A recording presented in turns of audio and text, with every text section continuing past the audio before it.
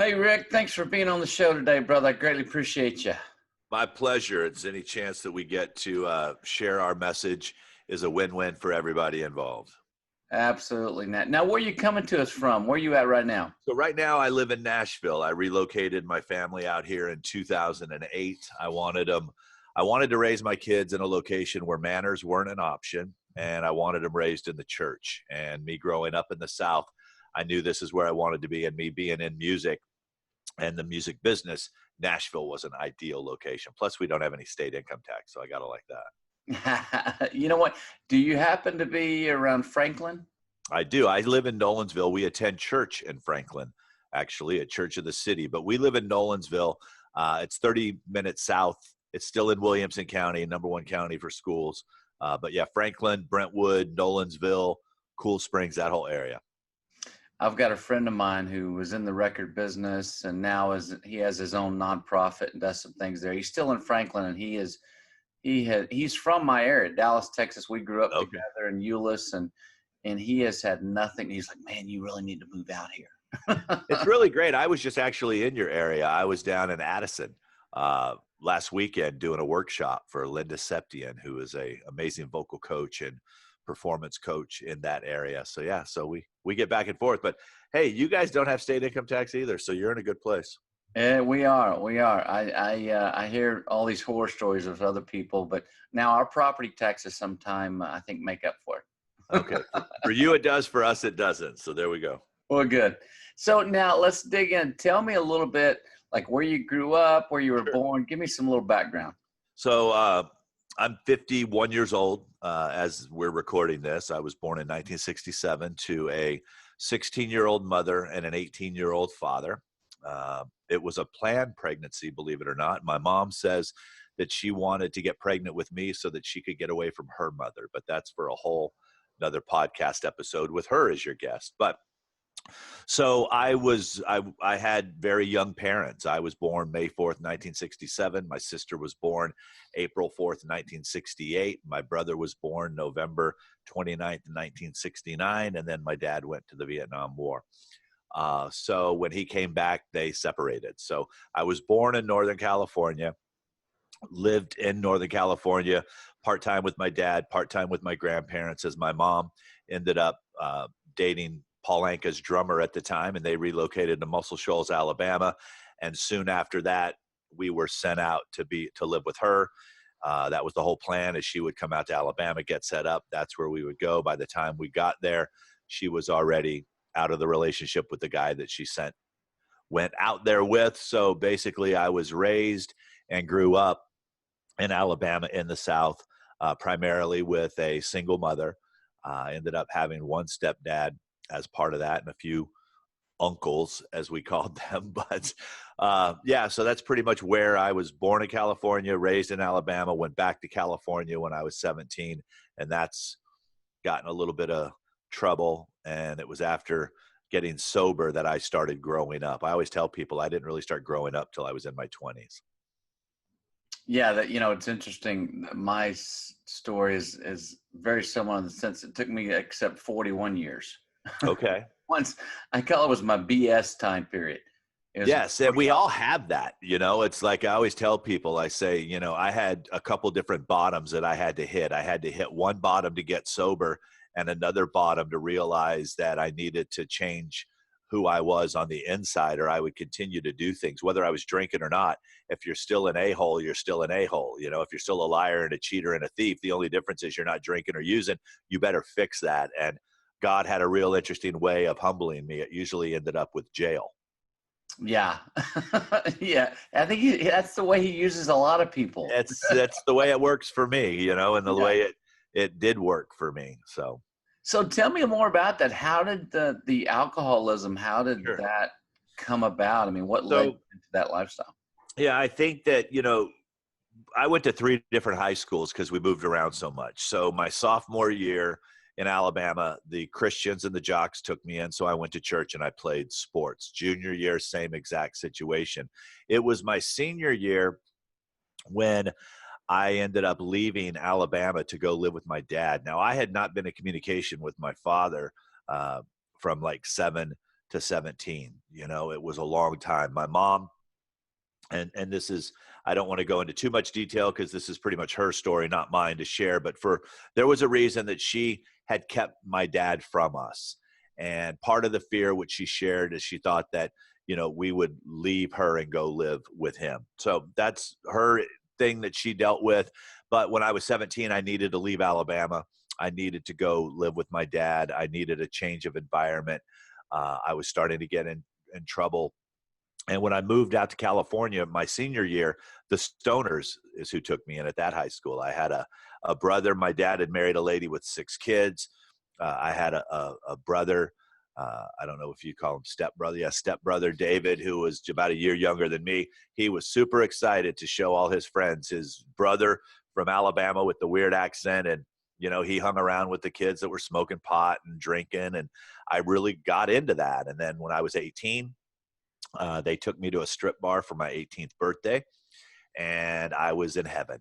One of the gals loved my voice, said, "Hey, would you announce my set, be the DJ?" I said, "Sure, I can easily say what those guys are saying." I did it. They offered me a job at 18 years old. This was 1985.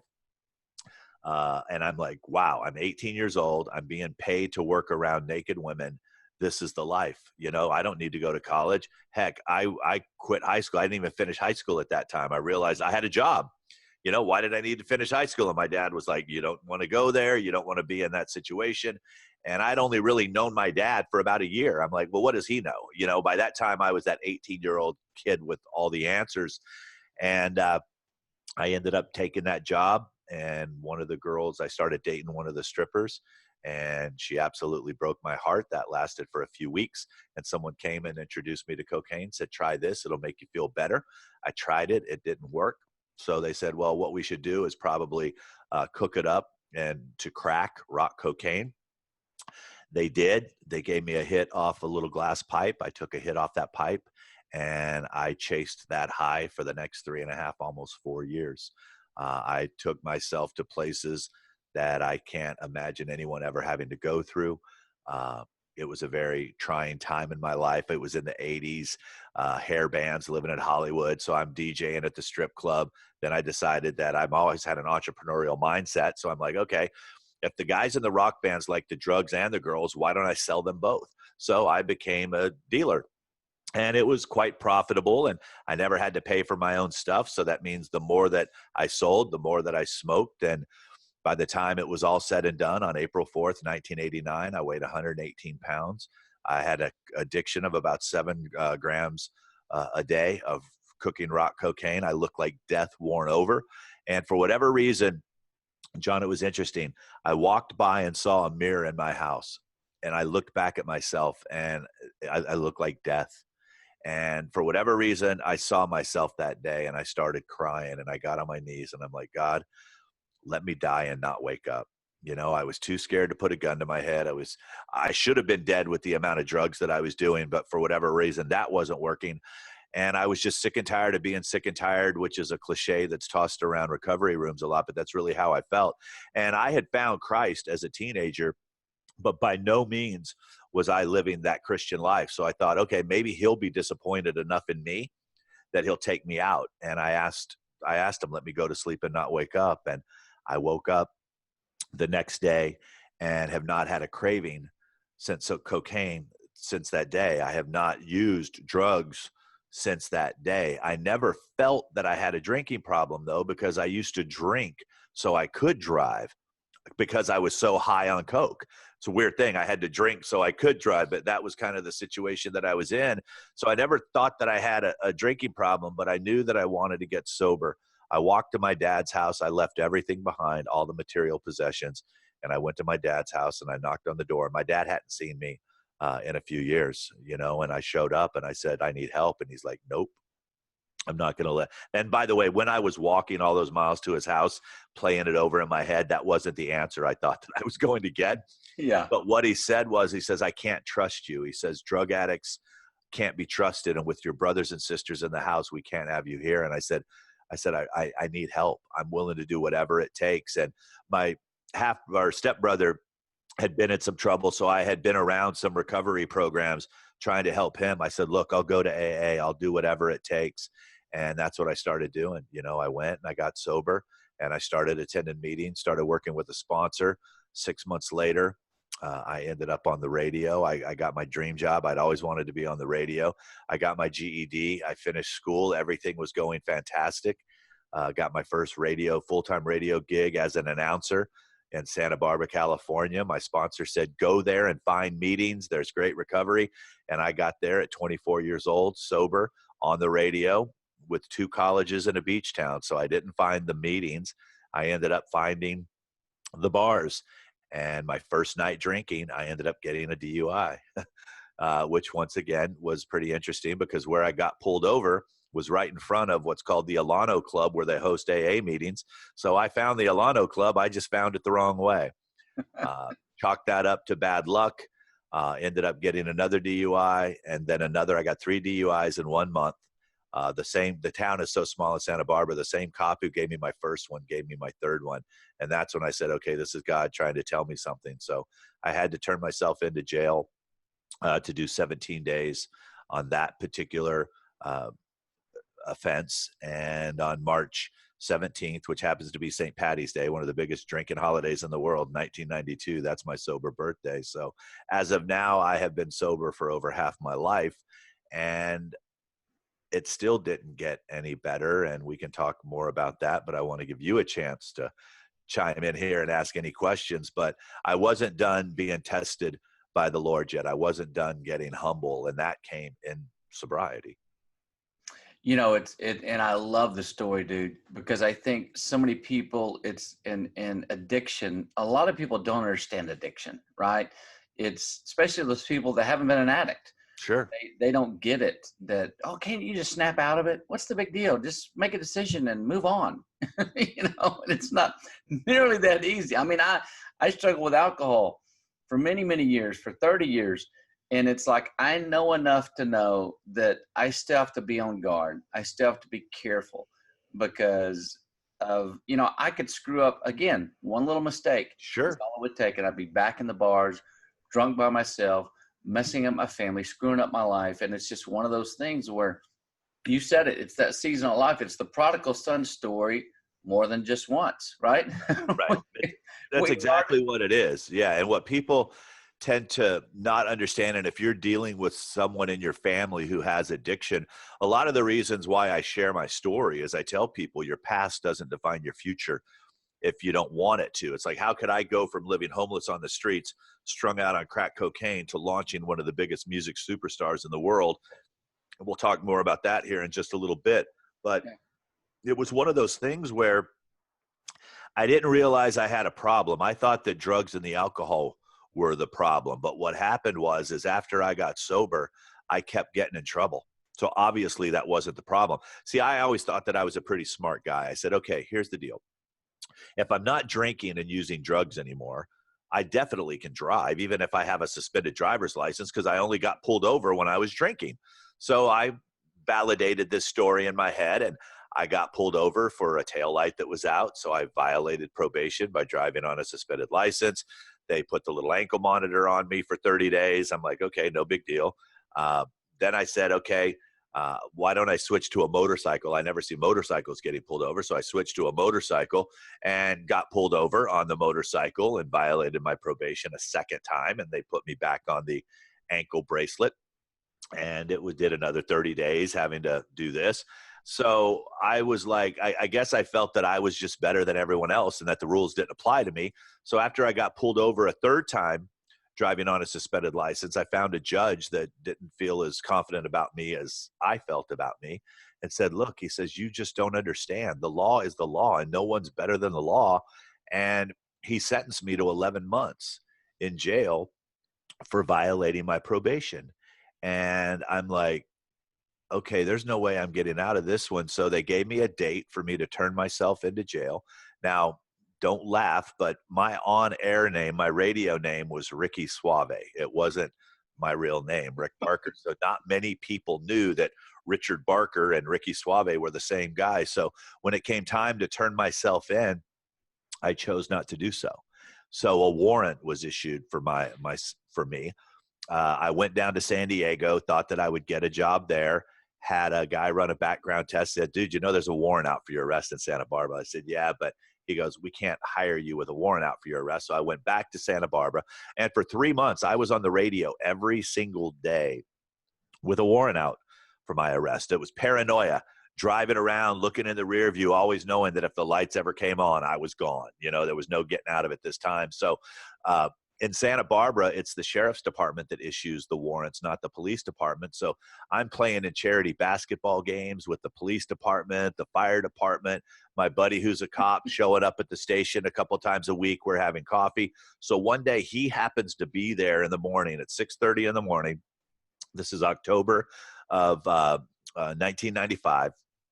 And all of a sudden I hear a walkie-talkie down the hall, and I look over and it's not his. And I just get this sinking feeling in my stomach. And one of the sheriffs walked in, someone that I did know. And he said he had seen the warrant list that day. And he's like, "Why haven't you guys picked up this guy?" They're like, "We don't know where to find him." And he turns on the radio and he goes, "He's there every morning." He says, "Let me handle it." He comes in. So I was arrested on the air. It made the television news. I was the number one DJ in Santa Barbara, made the news, made the newspaper.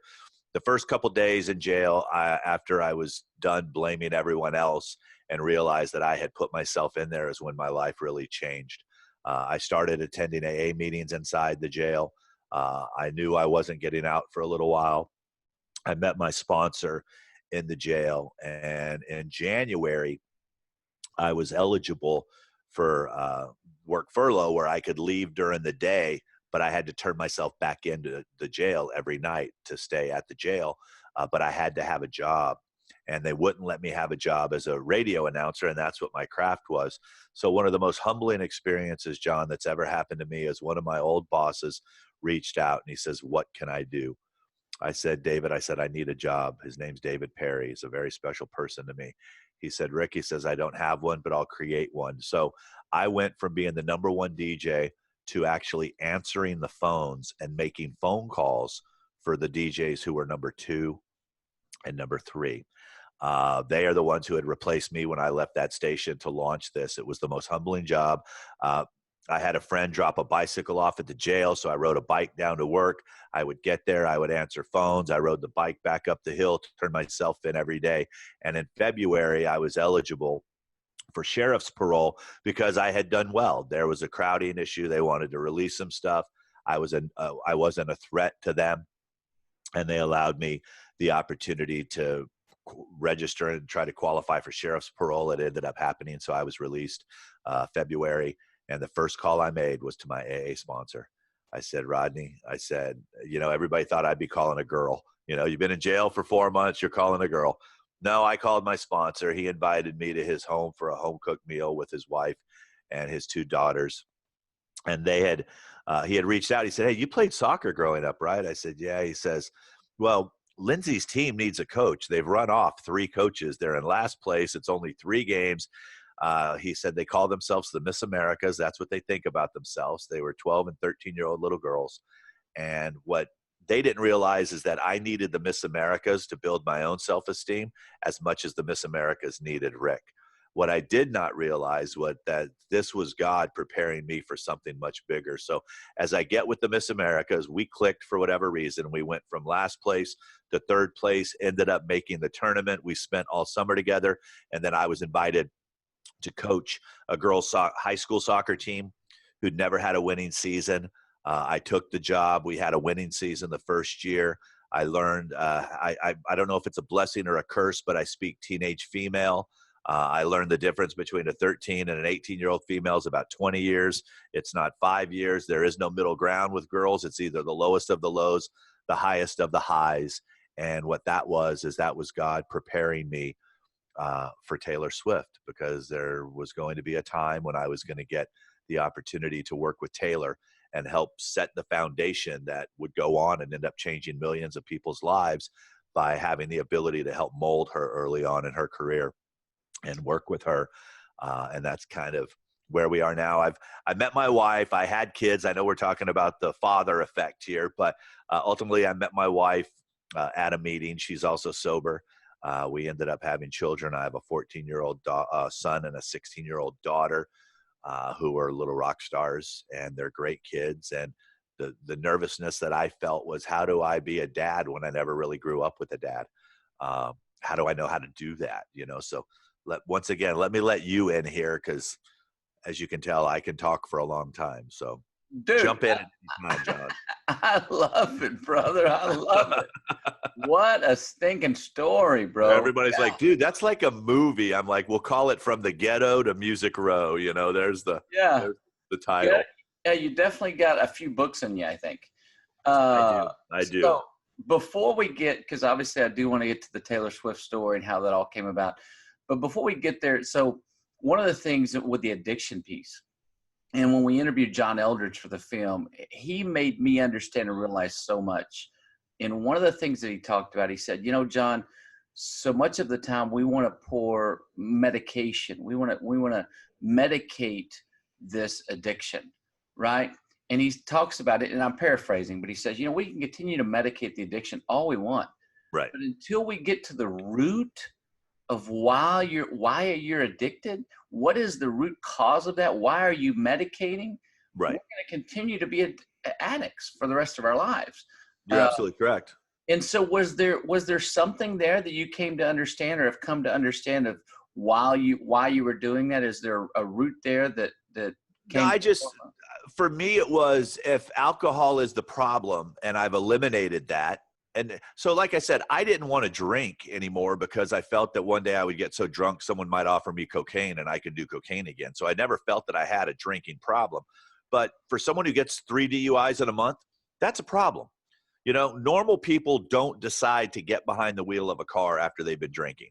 Someone with a problem does. So once I came to realize that, and then after I stopped, I eliminated alcohol, I eliminated drugs, but I was still getting arrested. Maybe it's me who's the problem.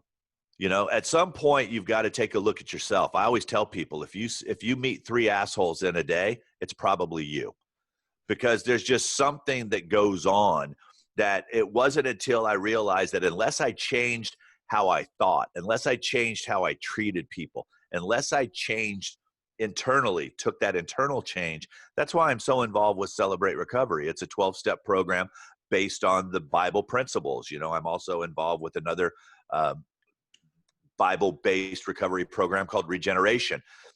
I felt that for me, I needed more God in my life. I needed, you go to Aaa meetings and there's people that are atheists and they'll say, use the doorknob as your higher power. It's like, no, my higher power is Jesus Christ. If that offends people, I apologize. When I tell my story, I always tell them, I'm not here to push God on anyone. He just played a role in my story, and that's kind of how I look at things. But until, the person who sees the addict doesn't see them as someone who has a fatal disease. It is a disease that will kill you. Absolutely. And you don't continue to feed that disease with what's causing the problem in the first place. Now, let me say this.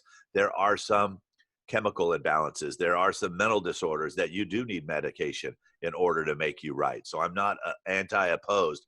Anything you take, which is, in my opinion, a mind-altering substance, if you're trying to take something to escape reality, that's a drug that's have an issue. If you have to take something to function every day, that's completely different. I'm not a doctor. A doctor can prescribe that. But right now, I think sometimes, like with kids, these doctors are prescribing, opiates at a rate that's just crazy. And these kids are now taking drugs to learn how to study. I mean, it's absolutely ridiculous. So that's a whole nother podcast, by the way, and a whole nother episode. Yeah, I had a real issue with, here was my thing. I was the abandoned with my father, right? It's the abandonment. It was like, but my thing was, if I could live in that victimhood, the victim mentality, I could justify it, rationalize it in every way imaginable. And it was like, I was medicating this wound I had, and I could blame my dad for everything. And as addicts, we're really good at blaming other people, never taking responsibility for ourselves, right? Yeah, absolutely. It's not us, it's them. Yeah. And so exactly what you said makes sense. And I think people will relate to that. Dude, your story, it really is an amazing story. And So now bring us up to date. Sure. How did you connect with Taylor? How did that all come about? So radio was what I had always done. When I got out of jail, I got back on the radio. That's where I ended up building my career. In 2001, I was asked to build a country radio station right above Santa Barbara in the San Ynez Valley. Beautiful, beautiful area. I felt that I grew up in Alabama. I knew who Johnny Cash was, so I was probably as qualified as anyone else in California to do this. So I started this radio station, fell in love with the music, started. I've always been this guy. It's like I'm not the smartest guy in the room, but I ask really good questions. So as the record companies and the artists started coming through, I started asking a lot of questions to speed this up. I ended up creating a program that got artists paid on radio tour. And that was something that had never happened. So I got on the radar of a gentleman by the name of Scott Borchetta, who had a record company called Big Machine Records. And he calls and he says, listen, he says, you've been helping out our artists. You've been doing a lot of great things. I'm starting this record company and I would love for you to come on board and work for the record company. And at that time I was working 3 jobs, trying to make 70 grand a year. And he was offering me a job making 85,000 with health insurance. So my wife actually accepted the job before I did, and said, yes, he'll take it. Whatever it is, he'll take it. So as I took this job, 6 months later, it was time. Taylor was signed to that record company. What's interesting, when he offered me the job, I asked him why he was choosing me. And he says, I say this as a compliment. He says, but because you're too dumb to know any better. And I paused for a second and I'm like, all right, I know I didn't finish high school. I know I never went to college, but where is the compliment in this? And he says, Rick, he says, listen, he says, you seem to just go in one direction. You don't let anything stop you. And he says, I'm starting this record company with a guy from Texas that no one's really heard of, a 15-year-old artist that no one's heard of, and Danielle Peck, who had a failed single. And that 15-year-old was Taylor Swift. So 6 months into my position, he says, let me send Taylor out to you, teach her radio, take her on that radio tour to help her learn the music business, to let her understand what radio is. When you go out to radio, it's all about building relationships. It's all about, learning how to play in front of a small audience, because most people can play on stages, but when they're in a conference room, they have a hard time with it. So he shipped her out to me. We spent 30 days together that changed both of our lives. She wanted to learn. I wanted to teach. We both were too dumb to know any better. She just worked. I knew how to communicate with her because of my past experience working for a couple years with teenagers, especially teenage females. And for whatever reason, it just worked for us. So 6 months after that, her family called and said, we've talked to a lot of the management companies in Nashville. The bigger management companies have turned us down. Some of the other folks don't really kind of understand this internet and MySpace at the time. That's all there was. He says, what would you say if I told you that we wanted you and Taylor wants you to be our manager? I said, I wouldn't do it. I said, I'm not qualified. He said, here's the thing. He says, first and foremost, you believe in her. We trust you. And if you don't know the answer to something, you're not afraid to go get the answer. He says, you don't realize how many people fail because they're afraid to admit they don't know something. He says, you're not that guy. And I said, well, you got a problem. I work for Scott. And he called Scott and said, hey, we want Rick to be Taylor's manager. And Scott said no. And Taylor gets on the phone and she says, Scott, here's the deal. One day I'm going to be the biggest artist on your label. And she's 17 at this, or 16 at this time. She says, and you don't like managers. Wouldn't you want to have a manager of somebody you know and respect? You love Ricky. I love Ricky. Why can't he be my manager? And he ended up allowing it to happen. And we went on a journey for the next couple of years. I told her, if we're willing to do what no one else is willing to do, then you can get the results that no one else is getting. And she had a work ethic like no one I've ever seen. And we went out and a lot of people laughed. A lot of people questioned, but no one's laughing now. I was with her until 2008. That last year with her, I was gone 187 days. I would drive from Santa Barbara to LA, catch a plane, get to Nashville, catch a bus.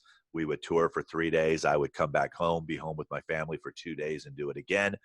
I had agreed to work on salary for the first year. The next year, I would be going to a commission base. That's how managers are paid. They're paid a commission of what the artist makes. We already had a lot of money on the books. So basically in 2008, I was going to become a millionaire. And once again, I sat and I had a conversation with God. I said, okay, God, what's the plan? I said, I'll make more money than I've ever seen in my life, but at what expense? Is it going to go out in alimony, child support? Will their kids know the dad? At the time, my daughter was 4, my son was 2. So it was working at that point. My wife was taking care of the kids; she was a stay-at-home mom. But I also know the effect that divorce has on kids because I've experienced it, and my kids meant everything to me. So I prayed about it, called Taylor, and I said, listen, I said, I'll always be your biggest fan. I'll forever be grateful for the opportunity that you gave me. I said, but my kids mean everything to me. I said, and I'm not willing to take that chance. What's interesting about that is growing up, I was on the free lunch program and food stamps, and I grew up poor. So I've never made decisions based on money because I never had it. And a lot of times we'll ask ourselves questions like, all right, God, what's the story here? Why are we broke? Why is this happening? Basically, I answered that question many, many years later when I was having to make a very special decision based on a certain fact. So growing up poor allowed me never to make decisions about money because I never had it. So that kind of answered the question. Ended up leaving Taylor, wanted to relocate to Nashville, wanted to get out. I knew if I could get out here, I could find a job. Didn't realize that by me walking away from her, the street credibility that I was going to get in Nashville, because most people won't walk away from money. And most people, there's a lot of people in the music industry that are divorced because they've chased the money or they've chased the fame. That wasn't me. And that decision opened up some doors and put some people in my life that probably wouldn't have necessarily been there. And that's what's allowed me to do what it is that I do today. Wow, dude, that is so awesome. And you know what? You making the choice you made, dude, that is impacting your legacy as a dad, and it's impacting so many future generations. Your kids' kids, your kids' kids' kids. I mean, all of that really is. People, and I think most guys as fathers don't get that. They don't truly understand that decision you made, dude. It is, I mean, that is a game changer. Then going through divorce, or who knows where it would have Right. went, right? How your story would have played out. And to be able to tell your story, your kids to see that, living that, dude, Sure. you talk about doing what I do, not just what I say, but do what I do. That's an incredible example of your kids. That's just, it's, dude, I What's applaud what's you, man. what's funny with my daughter is that I speak a lot to kids, and I was asked to speak to her youth group at church, and we have a big church. And I went to her and I said, listen, Brianna, I've been asked to come in and speak uh, to these kids. I said, is there any part of dad's story that you want him to leave out? Is there anything that if I say this, it might embarrass you? And she says, yeah. She says that I would prefer if you would leave out that you went to prison. I said, honey, I said, I never went to prison. She said, what? I said, no, I went to county jail. She goes, oh, so it's not like pit bull and parolees? I said, no, it's not like pit bull and parolees. She goes, okay, so if you think your story can help somebody, you can go ahead and tell them that story. But it was so cute because that's all she knew about. When she heard jail, she thought it was prison. I said, no. And I said, and dad went to, she goes, well, what is it that you went to jail for? I said, honestly, for being a knucklehead. I said, that is a crime. And your dad committed that crime often. And then I shared more with her. But she was in the room that day with my wife as I shared this story, and she was very proud. She came up afterwards. And, the thing that I always I share that story. And a lot of people won't let folks know about that. And the reason that I share it is I say, some of you need to realize that I went from living homeless on the streets to launching Taylor Swift. I did not get a chance to finish high school by my own choice. I ended up getting my GED. I was high most of the time I would have been at college. So I needed to fast track things when I got done. So I sought out mentorship and I took individual classes that I felt I needed for me. I was that student that if I loved it, I got A's. And if I didn't, I got just enough to stay eligible for sports. So I went and started taking classes that I knew: psychology, human behavior, marketing, things like that. And people laugh. And it's like with what I've spent in mentorship and coaching and the skill set that I have now, I've got an MBA. It's like, but traditionally, in that traditional way, I don't. So on my business card, you've got people who have PhDs and MDs. Mine says Rick Barker GSD, which stands for Get Stuff Done. That's the degree I have. You know, I'm a finisher. I tell people I've made a fortune plagiarizing lazy people. I'm not the first to maybe think of something, but I'm usually the first to finish it. So it's been fun. I mean, I love my life. I've got a fantastic wife. I've got great kids. Yeah, we have our issues just like anyone else. You know, I've got a 14-year-old son who knows everything. I have a 16-year-old daughter who's absolutely amazing. She's involved with the Best Buddies program. I was blessed.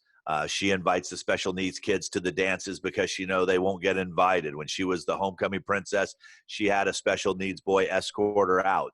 She's that girl. She's really involved in life. She's a special kid. But also, too, is we have an amazing relationship. When I travel, you'll see, "Good night, Dad," 3 little kisses. That's our thing together. "When are you coming home?" I've got that relationship, and it's something I'm prideful about. It's like I want my kids to always know that they've got me. The hardest part, though, John, is trying to teach them life lessons. It's funny, they were doing a thing at church where they were talking to parents of teenagers, and the gentleman who was leading it knows my recovery story. I'm part of the Celebrate Recovery team at the church that I was involved in, part of the leadership. And I said, "Jeff," I said, how do you get your kids and let them know you want them to do exactly the opposite of what you did as a kid, with them knowing that everything turned out all right, with them knowing that you're successful? I said, "I don't want them to use drugs." "Well, you use drugs, Dad." "You got to finish school." "Well, you didn't finish school, Dad." It's like, "Don't drink." "You drank." So everything that I'm asking them not to do. And Jeff said something that was pretty special. His name's Jeff Helton. He said, "Rick," he says, "it's not about what you and your wife want them to do." He says, "You have 2 Christian children. Let them know, in God's eyes, is this right? This is what God expects." I was blessed 2 years ago to be able to baptize my children, and that was one of the most special days in the world to me. I told my wife, I told the kids, I said, "We'll have a pastor up there as well, but this is why we made the moves. This is why we did what we did. This is very special." My wife also was baptized the same day. She didn't let me baptize her. She thought I might hold her down a little longer than I would the kids. But no, just kidding. It was a very special day for all of us. So everything has worked out right. Today, I have an amazing relationship with my father. My dad and I, it took us a while because I deprived him. This addiction deprived him and I of having a relationship when I was a kid. Now it doesn't deprive us of having that relationship. He is very proud of what I've become. He's very proud of what my brother has become. My mom was married 5 times. My dad was married 5 times, and I just celebrated my 18th anniversary. So the cycle was broken because I chose to break the cycle. We all have choices. And a lot of times when things get tough or things get hard, it's very common for people to just run and hide. I'm seeing a lot of divorces happening now after 25 years of marriage, that people are staying in relationships waiting until the kids are gone, and then they leave. And I'm looking going, what kind of house did that kid live in for 3 years when the parents were absolutely miserable? And what does that teach them on how to be a parent, or how to, so I take a lot of that into consideration for myself. I don't judge anyone else. Everyone has their own situations. But for me, it's just open line of communication, admit my faults to my kids. When I make mistakes, let them learn from my mistakes. I always want them to be humble and gracious and realize that it's not the norm to have what they have. But they should, as a parent, you want to give everything to your kids, but you also want to teach those life lessons along with it. Dude, I totally dig what you're saying, and I get it too. I'll tell you the struggle of being a dad, and I've learned a lot over the last 8 years. But dude, by no means do I have it figured out. I mean, I'm constantly still screwing up and no, absolutely try to do what I can. But what I have learned, and I sense that you're the same way. I've told my older 2 girls, they know my story all the way. Yep. And the struggles, the dumb things I've done. I had a guy tell me one time, he said, "Look, you've been out there, you've paid the dumb tax, so you don't have to." That's it. I'm in the 1% of the dumb tax, man. I'm way up there. I paid a lot of the dumb tax. Yeah, you're Great paying line. big I time like for that. the dumb text. Yeah. I like that. But to be able to share with my girls just the real struggles that I had and share those stories, and I think what it has shown them is, Dad's a pretty jacked up dude, right? Yeah. He's imperfect. He doesn't know what he's doing at times, but he's doing the best he can, Yeah. with what he's been given. And I do try to surround myself with guys that can give me advice and wisdom and all that. But the other thing is you said it. It's going to our kids, and we screwed up, we lost our temper, said something we shouldn't say, Yep. and said, you know what? Will you forgive me? I blew it. Yeah. And so that then they see, okay, yeah, Dad's not perfect. He's, screwed up there, but they see that I'm not perfect, but then they also see they don't have to be perfect. There's not some crazy bar or Right. benchmark they've got to meet and strive to do that, knowing that a lot, most likely they're not going to be able to attain that. And that's what I see with so many guys is that performance-based love, right? Right. How well you play on the football field is how well I'm going to love you. How well you play on the basketball court is how well I'm going to love you. And so the chaos of all that, dude, this father thing, it's a, they say it's a journey, right? Sure. It's a marathon, not a sprint. I can't wait to become a grandfather, because I love the saying is that grandkids are a parent's reward for not killing your children. Because I see the effect that my kids have on their Nana and Poppy. My advice to fathers is just do the best that you can do. Don't try to emulate another dad because they're not you. It's like I can learn lessons from other dads. I can see how maybe not to handle certain situations or how to handle certain situations. But the key is just be honest with yourself, be honest with your family. When you're wrong, promptly admit it, and just every day strive to be better than you were the day before. I love it. One question too, before we start to wrap up here. You talked about the Muscle Shoals link, Yes. Muscle Shoals.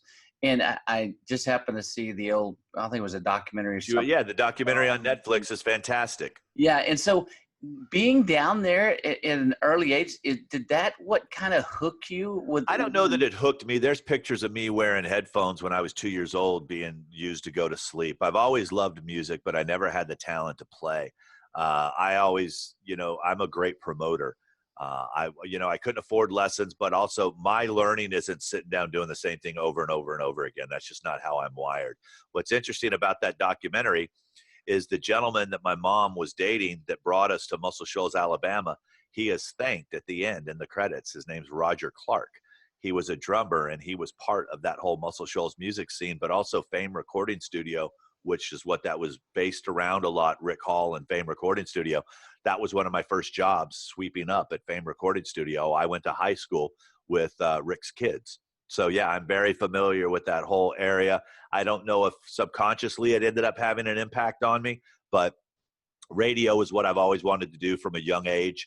I used to record the countdowns and practice being Casey Kasem and Rick Dees. And I loved Wolfman Jack, but I knew I could never be a Wolfman Jack. There was only one, but I wanted to be that guy. I loved music so much. I wanted to find my part. I had a mobile DJ company growing up.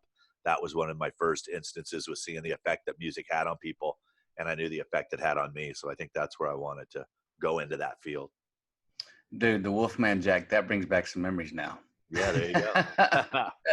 You're right there in my groove, man. I remember growing up with him and listening to him. He had that distinct voice that nobody else had. All right. Yeah, that was him. That's cool. Hey, as we wrap up, dude, tell me, is there any new projects you're working on? Anything you got going on right now? How can well, the best way is head to my website, rickbarker.com. I do a lot in the music space. I also have a podcast. What you'll learn is that I teach through stories. I teach through my own life lessons. My podcast is called the Music Industry Blueprint Podcast. Comes out every Monday and Thursday. And I have a lot of people who aren't in the music industry that listen to it because a lot of what I teach and a lot of what I share could fall under the common sense category. And I also share a lot of the life lessons that I'm learning and teach people how to apply it to music and whatever it is that they do. I have a book called The $150,000 Music Degree that's also available from my website. You can download it for free. Soon we'll have a way you can get the hard copy if you'd like. you can get that on Amazon. But yeah, just rickbarker.com is probably the best. Follow me on socials. I follow everyone back. Sweet. Okay, last thing, do this little rapid fire, man. I love playing this little game. I'm going to ask you 5 questions. Okay. You answer as quickly as possible. You just think that Jeopardy music is playing in the background. Sure, I got it. Okay. If you could have dinner with anyone, dead or alive, who would it be? Prince. Interesting. Beach or mountains? Beach. Obviously, Cali versus Florida. Oh, definitely Cali because less humidity. Okay. The beaches are nicer in Florida and the water's warmer, but Cali, I don't get in the water that much. I just like looking at it. It's very peaceful to me. Yeah, Destin, we've been to Destin. Destin to me is like, it's pretty sweet. Yep. Yeah. Favorite movie of all time? Favorite movie for me, favorite movie of all time, I'm going to go with Rocky. I'm a Rocky fan. I think, I went with Rocky. Just saw a great movie called The Upside that was fun. I just saw, talking about addiction, you got to see it if you haven't. We just saw it yesterday. Ben is Back with Julia Roberts. I'll go look at it. Very well done, man. And it's a real good picture of addiction and how it impacts families. Last question. Superpower. If you could have one superpower, what would it be? I don't want to read people's minds because that could get creepy. Your wife would really be creepy. Yeah, I would want to be able to heal. Nice. Dude, that's the first time I've had that one come up. That is really good. Mostly it's the teleport and invisible and flying. Being able to heal people. Wow. That's good. All right. I'm the first. Appreciate you, man. I thank you for taking this time, brother. I know you're busy and got so much going on, and I'd love to have you back at some point. Dude, sure. You are one interesting son of a gun. There's no doubt about it. Appreciate you, my friend.